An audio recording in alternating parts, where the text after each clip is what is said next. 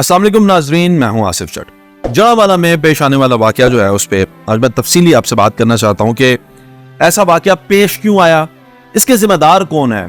اور جب یہ اس طرح کے واقعات دوسری دنیا کے ممالک میں ہوتے ہیں تو تب کیا نتیجے ہوتے ہیں، تب اس کے ریاکشنز کیا ہوتے ہیں، اور پاکستان میں جب اس طرح کا واقعہ ہوتا ہے تو اس کا ریاکشن کیا ہوتا ہے۔ بہت اہم باتیں ہیں، ویڈیو میں ساتھ جڑے رہیے۔ سب سے پہلے تو یہ دیکھیں، کچھ ہی ہفتے پہلے ہونے والا واقعہ یکساں واقعہ ہے، نعوذ باللہ استغفر اللہ، قرآن مجید کی بے حرمتی کرنے کے لیے سویڈن کے اندر ایک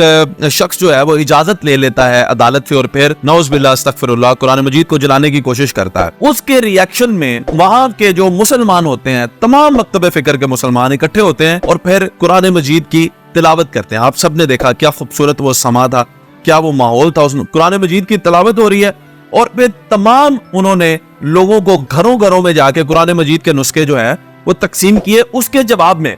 جو اس شخص نے قرآن مجید کی بے حرمتی کرنے کی کوشش کی، اس کے جواب میں انہوں نے یہ کیا کہ لوگوں کو قرآن مجید تقسیم کیے اور لوگوں کو قرآن پڑھ کے سنایا تاکہ انہیں سمجھ آئے کہ قرآن کہتا کیا ہے۔ اب دوسرا واقعہ بالکل سیم نوعیت کا، دو مسیحی جو ہیں وہ قرآن مجید کی نعوذ باللہ استغفر اللہ مبینہ طور پر بے حرمتی کرتے ہیں اور پولیس ان کے اوپر ایف آئی آر درج کر لیتی ہے۔ اب ایف آئی آر درج ہونے کے بعد بھی مسلمان جو ہیں وہ دعویٰ بول دیتے ہیں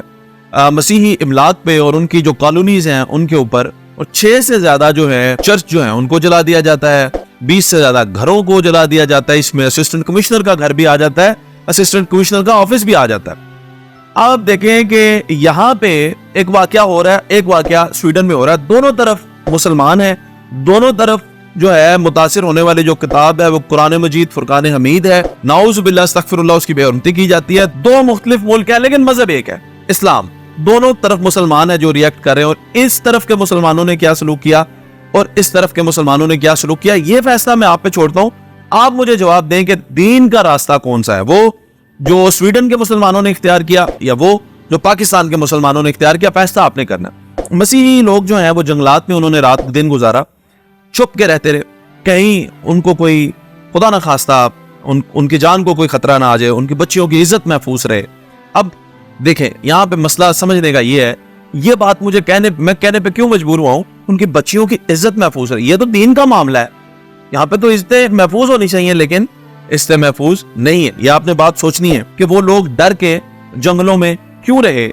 آخر کار ریاست جو ہے وہ اس بات کی ذمہ دار ہے یا نہیں ہے۔ اب آگے بات کرتے ہیں کہ یہ واقعہ ہوتا کیوں ہے۔ یہ واقعہ آپ پہلے یہ سمجھیں کہ مسیحی جو ہیں وہ ایشیا پیسیفک کے اندر جہاں جہاں بھی آئے ہیں وہ پس رہے ہیں۔ اب آپ منی پور کا واقعہ دیکھیں، بھارت کے اندر ان کا مسئلہ ہندوؤں کے ساتھ چلتا ہے، اب ہندو ان کے اوپر اس لیے دعویٰ بول دیتے ہیں کیونکہ ہندو جو ہیں وہ وہاں پہ اکثریت میں ہے اور یہاں پہ پاکستان کے اندر مسلمان اکثریت میں ہے، تو مسیحی جو ہیں وہ ہر جگہ دبے ہوئے ہیں۔ دوسری بات یہ ہے کہ جس ملک کے اندر قانون کی بالادستی نہیں ہوگی، قانون جو ہے وہ اسٹرانگ نہیں ہوگا، وہاں پہ تو عوام اپنے ہاتھ میں قانون لے گی۔ اگر قانون یہ یقین دہانی کرائے اور قانون نے ماضی میں ایکشن لیے ہوں اور قانون نے یہ دکھایا ہو کہ قانون جو ہے وہ ایکٹیو ہے، تو آپ مجھے یہ بتائیں کہ اگر پتا ہو مسلمانوں کے کہ خدا نہ خواستہ کوئی بھی بندہ اگر کوئی بھی کسی قسم کی بھی قرآن مجید کے ساتھ کوئی بے حرمتی کرنے کی کوشش کرتا ہے تو قانون اس کو سزا دے گا۔ اگر مسلمانوں کو یہ پتا ہو تو وہ اس طرح کی حرکتیں کیوں کریں گے؟ اور اگر قانون کی بالادستی ہوتی تو نہ وہ دو مسیحی یہ کام کرتے اور نہ ہی مسلمان یہ کام کرتے۔ یہ ساری کمزوری جو ہے قانون نافذ کرنے والے اداروں کی ہے۔ کیونکہ یہ کام کرتے ہیں صرف اپنے سیاسی آقاؤں کے کہنے پہ۔ جب سیاسیوں کو انہوں نے پکڑنا ہو یا سیاسیوں کے کہنے پہ کسی کو پکڑنا ہو تو آپ ان کی ایکٹیونیس دیکھیں کہ یہ 2 گھنٹے کے اندر اندر بندے برآمد کر لیتے ہیں لیکن ابھی تک ان سے وہ مسیحی برآمد نہیں ہو سکے۔ آپ یہ دیکھیں کہ کیسے یہ کام کرتے ہیں، لیکن اب یہ مسیحیوں کو کوئی انصاف ملے گا یا نہیں ملے گا یہ تو مجھے نہیں پتا۔ اب سوچنے کی بات یہ ہے کہ یہ قانون نافذ کرنے والے جو ادارے ہیں آخر یہ کب فعال ہوں گے اور یہ کب اپنی مرضی سے کام کریں گے، اور بیلنس جو ہے وہ قانون تمام لوگوں کے لیے اس ملک کے اندر موجود ہوگا۔ اب مسیحی آپ سے میں سوال پوچھتا ہوں، اپنے مسلمان بھائیوں سے یہ سوال پوچھتا ہوں، میں ریاست سے یہ سوال پوچھتا ہوں، اب مجھے یہ بتائیں یہ واقعہ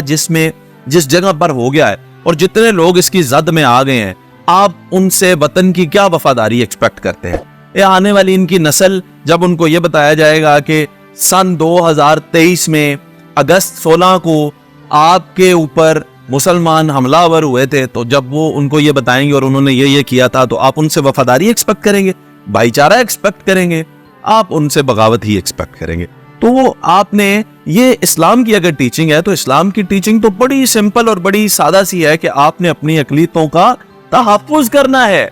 ان کو بچانا ہے. یہاں پہ بچانے والے خود ہی جو ہیں وہ ان کے دشمن بن کے بیٹھ گئے ہیں. تو اب آپ نے سمجھنا ہے, میں یہ آپ سے پوچھنا چاہتا ہوں کہ قانون ہے اگر, اور قانون نافذ کرنے والے ادارے اگر ایکٹیو ہیں اور وہ کام کر رہے ہیں, تو کوئی بھی